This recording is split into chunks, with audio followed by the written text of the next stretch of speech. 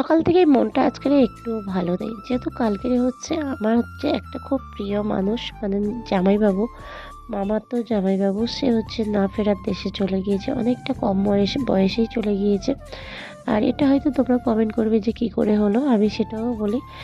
Operation করতে গিয়েই এটা হয়েছে, তার জন্য মন মেজাজ একদম ভালো নেই। তাই ভাবলাম আজকে কি রান্না করব, তাই হচ্ছে এই যে আজকে রান্না করব। এখানে হচ্ছে বেগুন আছে, বেগুন দিয়ে মাছের তেল দিয়ে করব। আর এখানে হচ্ছে কচু আলু মাছ দিয়ে ঝোল করবো। তা আমি কচু দিয়ে আলু দিয়ে মাছ দিয়ে করলে দারুণ খেতে লাগে।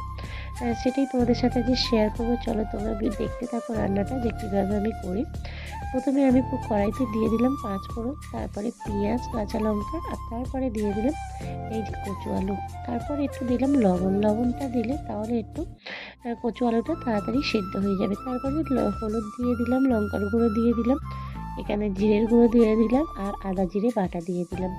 আর তারপর লাস্টে একটু টমেটো দিয়ে দিয়ে একেবারেই এটাকে নাড়াচাড়া করে একটু ভাজা ভাজা হয়ে গেলে, বেশ দেখো কি সুন্দর ভাজা ভাজা হয়েছে। আমি এবার এতে কিন্তু জল দিয়ে দেবো। আর সব থেকে বড় কথা কী বলতো, নিজের মানে প্রিয় মানুষ, মানে খুব মানে ঘনিষ্ঠ আপন মানুষ যদি এইভাবে চলে যায় না, তাহলে একদমই কিন্তু মন মেজাজ একটুও ভালো লাগে না, রান্না করতেও ভালো লাগে না। কিন্তু আমি শর্টকাটে যাতে তাড়াতাড়ি হয়ে যায়, রান্না তো করতে হবে, খেতে তো হবে, তাই না বলো? না খেয়ে তো সব মহাজন শুনবে, পেট মহাজন কি শুনবে? সেটা তো কেউ শুনবে না। আর সেই জন্য হচ্ছে এই যে আজকের এইভাবেই রান্না করে নিলাম। দেখো কচুটা আলুটা কি সুন্দরভাবে গলে গিয়েছে। লাস্টে একটু ধনেপাতা দিয়েই আমি কিন্তু তরকারিটাকে নামিয়ে নিচ্ছি। ভিডিওটা কেমন হয়েছে অবশ্যই কিন্তু তোমরা একটু কমেন্ট করে জানিও। আর ভিডিওটা ভালো লাগলে লাইক কমেন্ট শেয়ার করে দিও, আর চ্যানেলটিকে সাবস্ক্রাইব করে রেখো। টাটা।